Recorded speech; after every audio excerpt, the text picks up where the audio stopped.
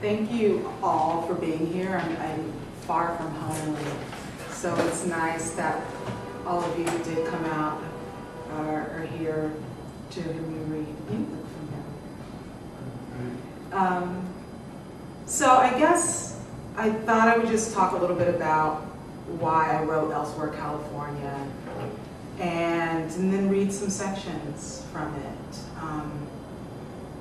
The novel is based on a character that was in my short story collection, Break Any Woman Down, a character named Avery.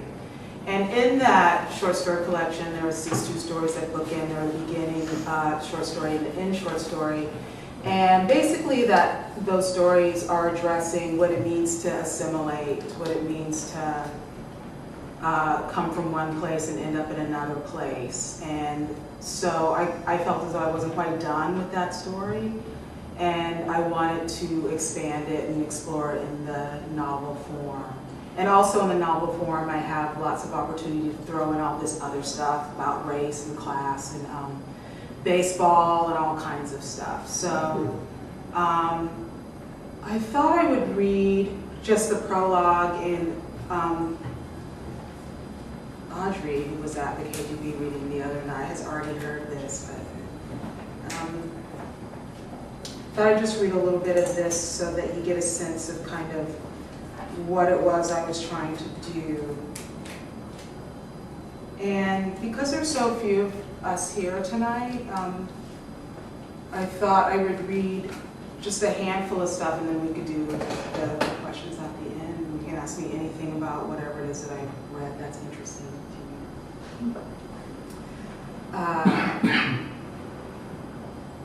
My parents were not playful people. They did not tell jokes or laugh a lot. When I try to remember how they were when I was a child, I only remember them working very hard and fighting. But once when I was 5, my mother and father played this game with me. I asked, "Where am I from?" My father listed all the possible places. He started with my mother. "That's where you came from," he said. "Where else?" I asked. "Where else?" "Watts," he said. "That is where I was conceived." Then 80th Street, he said. "The place I first knew as my home." Then Los Angeles, then California. "All the way from Tennessee, all the way from Africa," my father said. "Where else?" I cried. "From kings and queens?" "No," he would say. "Kings and queens had buckets of gold, and we never had any of that." "Yes," I said. "No," he said. And we went back and forth. To prove it, he tried to tell me serious stories about hard times and sacrifices and how far we've come and how far we have to go. Boring, sad stories. And so I said, "I'm not from any of those places, I'm just from California."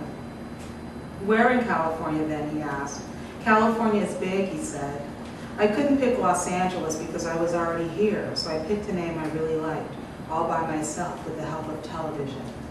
A crazy, complicated name. Supercalifragilisticexpialidocious. My mother said. She frowned. "Supercali who?" "Who lives there then?" she asked. "Anyone who wants to," I said. "How do you get to this place you're talking about?" she asked. I was stuck then. I didn't know. How was everyone going to get there? I hadn't thought that far ahead. I loved where I was already in Los Angeles, but I still loved my invented place in California even better because it sounded like confetti and long streamers coming down from the sky, caressing my face, this other place in California, like glitter and myriad pieces of confetti, the beautiful blue chip stamps my mother and I used to save, and all kinds of other images and words and ideas I couldn't put a name to at the time.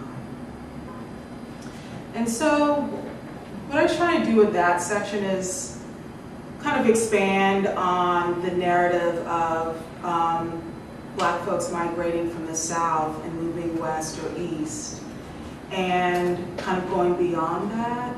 For my parents, they migrated from Tennessee to Los Angeles, looking for something better to escape the South and Jim Crow and all of that. And so they had a very particular view of what California would be for them and what Los Angeles would be for them.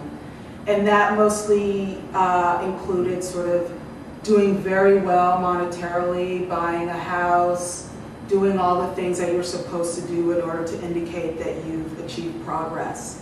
And so, but for my character Avery, because she's an artist, she's not as interested in those things, the kind of trappings of what success means. She's going to be an artist, and she's raised on television like a lot of people in their 40s and 30s have been, and so she has this idea of Los Angeles and California that is kind of glittery and beyond the thing of like you buy a house and you do well and you settle into your job. She's got all these other ideas, and so that section was hopefully illustrating her grand ideas about what it meant to be a Los Angelino and a Californian.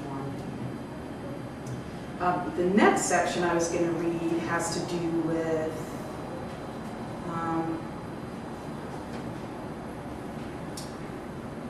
what Avery ends up doing with herself. And I should say it's a dual narrative. So there's one part of the narrative that takes place all in one day. It's Avery preparing for her art show. And she's around 40 years old. And then the other part of the narrative starts when she's little, around 8 or 9, and that goes all the way, it sort of meets up with adult Avery for the end of the novel. So her voice shifts and all of these things happen to her in that one narrative, and then in the other narrative, just one day, going to the art show. So I will read a little section about her art. And so I'll just read this. My art doesn't sell, except to people close to Massimo. And I should mention that Massimo is her husband, or actually they're not married, but she ends up living with him in this kind of fancy schmancy house in Hollywood. And he's an Italian immigrant from Rome. He's a lawyer, and I guess that's all you need to know. My art doesn't sell, except to people close to Massimo. Almost every painting or every installation I've sold has been to friends of Massimo and friends of Massimo's friends who have wandered through my workplace and or came to the other show and purchased a piece or two. The people I know, my friends and family, they spend money on rent, on food, on gas. And if they had the money, they wouldn't spend it on most of the things I make now. Found objects or random pieces of things that put together a story. Old shoes with holes I have repaired with red thread. Piles of candy, pop rocks, now-and-laters, candy cigarettes, pixie sticks, and jawbreakers, formed in the shape of a heart within which I have typed the name of every teen idol I have ever loved. Before that, I had to paint away the reactionary anger of my youth. It was as if I had discovered racism all on my own, made a record album of it, and let it skip and skip and skip. I wasn't remembering the nuances of other recordings, a record or song, a piece of art that goes all over the place and back to the place it started, like John Coltrane, like David Bowie. Before, I painted portraits which were, I've been told by the few people who have seen them, offensive, racist, and according to a mere mention in the small local black newspaper, unsettled in their critique of iconic memorabilia images. Racist. I was 20. I read that word over and over and could not process it. Some woman had gone to a coffee shop that let me hang my portraits on the wall. The owner was a young man, his hair dyed jet black and arranged in carefully messy spikes. He rubbed his arms, both covered in lavish tattoos before people started covering themselves in tattoos and masks. He bent his new lower torso over my portfolio. Badass, he said, fuck yeah. But the woman who'd seen my portraits hanging had been so disturbed, so offended, that she wrote me a long, hateful email. And it was addressed to Avery Goodbye Ain't Gone, a name I'd made up by combining my name with the saying of my mother.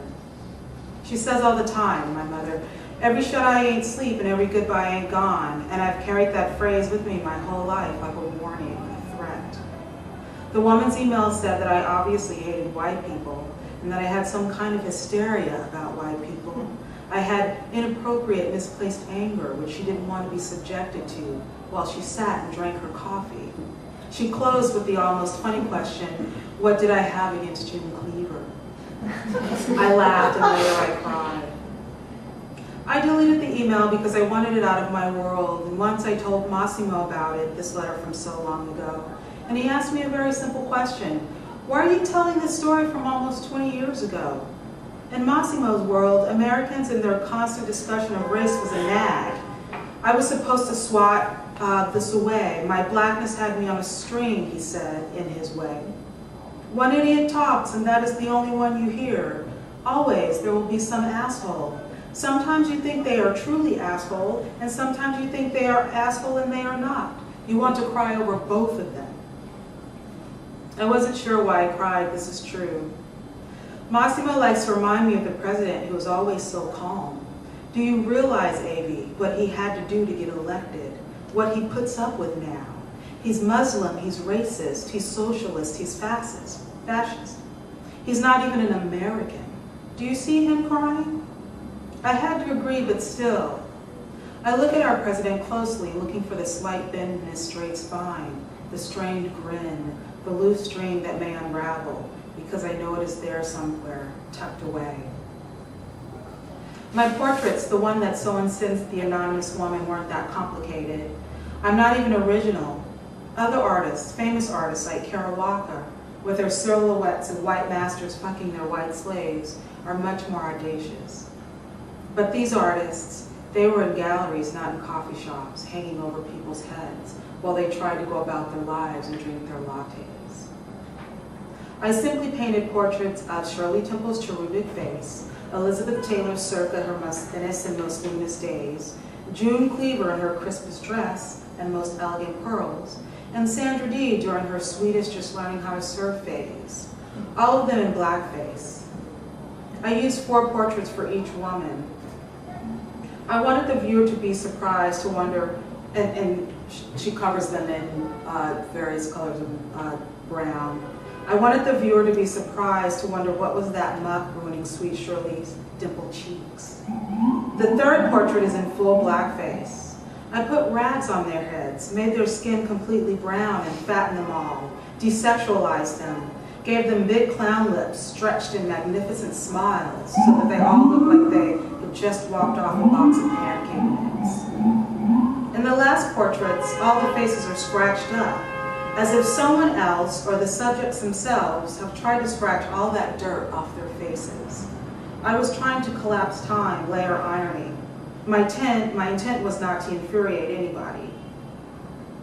I didn't realize how someone could get furious just by seeing Sandra Dee with big doughy tits, a rag on her head, Shirley Temple's face not altered in the least, a replica of an original photo of her in blackface, except I painted her sitting on the steps of a dilapidated apartment building, broken wine bottles all around her.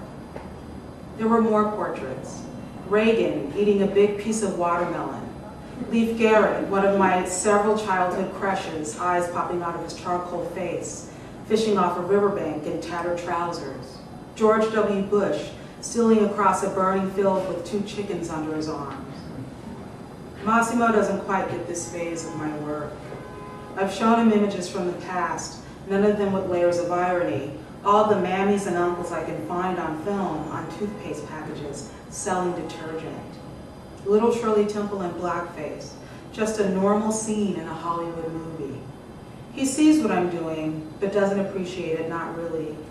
He's told me this himself, but I've told him that he's not my audience, the European who's been in the States for only 15 years. And anyway, I'm past that now. The art I do now comes from any and all things that don't seem to go together, because this is what I appreciate about life and living. There is race, but there are also lots of other things. Things that aren't supposed to fit and go together, but nevertheless do.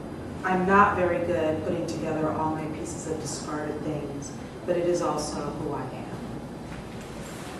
And so with that long section, sort of a contrast at the beginning where Avery's just this young kid who's dazzled by any and all things television related. And she has this idea of what it means to come from a particular place. But in this section, she's already an older person, and so she understands how history works. She understands kind of all the things she's bringing with her as this kind of newly invented Los Angelino, that there's only so much reinvention you can do, that there's still history that one has to deal with. And so by that point, she's kind of understood how these things work, and she's talking about her kind of reactionary pain, being actually really pissed off about racism and kind of the history of it all. And so that's just kind of a layered, more complicated vision than supercalifragilisticexpialidocious. It's much more heavy than that, she's realized at this point in her career. Something else I wanted to do was talk about my character's sexuality. And I think, like a lot of people, I grew up with particular images in television that had nothing to do with me. And so there were all these, I loved all this stuff like The Flying Nun, you know, Happy Days, all these TV shows that were sort of representative of America. But that again represents people, a very particular group, and has nothing to do with a whole lot of other people in the world. And so one of the things I'm trying to get at in this section is how, as a young kid, you can internalize things that you see and not understand that you don't necessarily have to aspire to these things, that you are your own person. In this section, Avery's too young to understand that. And in this section, there's a discussion of her cousin Keith, and he's her same age, and he's kind of like her foil. Avery tries to be really good and perfect and stay out of trouble, and Keith gets into trouble, he steals, he's got a lot of problems. And so later in the novel, their paths diverge because they're different people and he experiences life very differently. So I'm getting them at around, I think, 11 here. And there's mention of Keith's best friend, John. And he's kind of this guy that Avery's crushing on a little bit. And her voice is very young here. Me and my cousin Keith, the same age. Me, my brother Owen, and Keith, the only ones in the family that's born in California. They say me and Keith the same because we always got to be told to pay attention. Always got to be told what to do and what not to do. We got the same eyes that shaped like cat's eyes. Same afros, everything. Only our color is different. And I should say this is around the 70s, which is why they're sporting afros. I guess they're back in fashion now, but, so they've got afros. Only our color is different. We both brown, but brown don't really describe it. His skin be red looking all the time, like that red in a popsicle. Red like he just finished running from somewhere. Not me though. Everybody say my brown is yellow underneath. I'm the good one. Though, but we get whipped together anyhow, if I'm with him and he get in trouble. We fight bad, but then he my favorite cousin. Sometimes I'll rub his ding-a-ling, or he will kiss me on my titties. We don't like kissing though, because it feel like we got little rocks on our tongues. Right now he make me sick because he's showing off in front of John. John has a Playboy in the back of his pants and is covering it with his shirt. At first I say I'm gonna tell, but Keith said he'd let me be with him if I don't. We stand around sweating because it's so hot in Victorville. Keith look at me trying to decide if I'm gonna tell. You bet not, he said. You bet not get me in trouble. And I won't. I won't tell because I don't like it when Keith gets in trouble. Come on, John say. Take all fucking day, why don't you? And Keith pulled the neck of my t-shirt. Come on then, he say. John is 12. I like him. He looks like Sean Cassidy. John's hair is blonde and parted on the side, feathered. That's what they call it. He wears corduroys and shirts that say Hang 10, and he puts a cigarette behind his ears when nobody looking.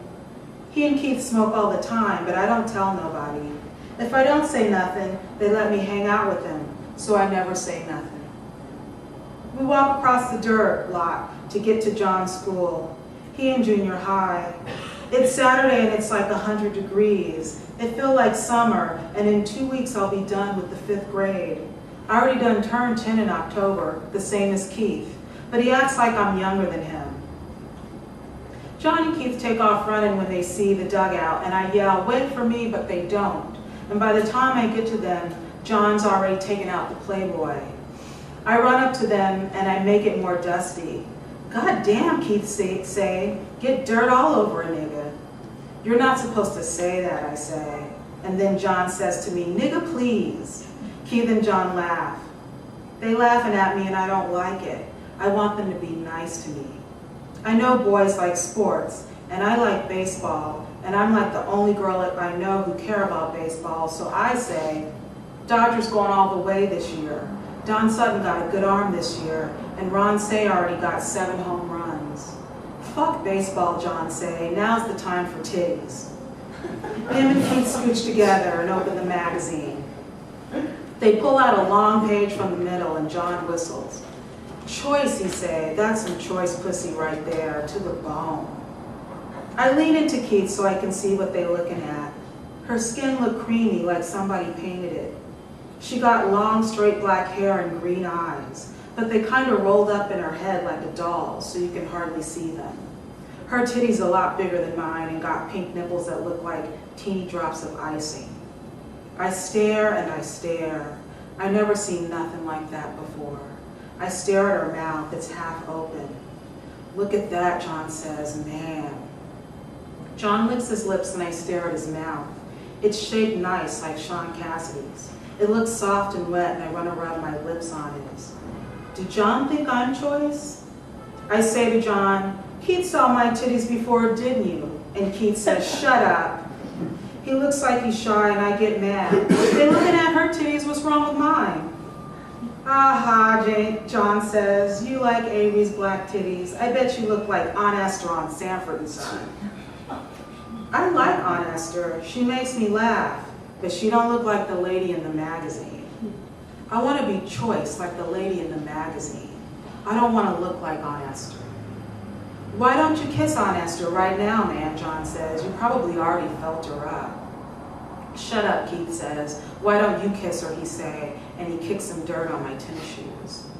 "I'll fucking kiss her, dude, like I care," John says. He puts the magazine down on the bench and walks over to me. I get scared and happy. I'm gonna get to feel his lips.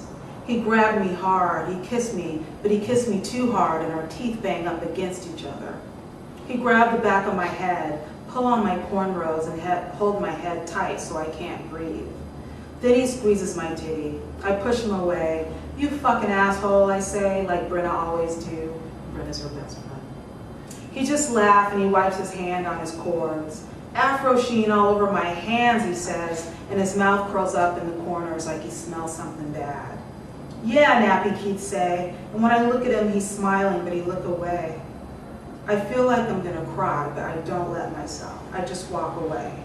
"Come on, Avery," John call out. "We're just playing for reals."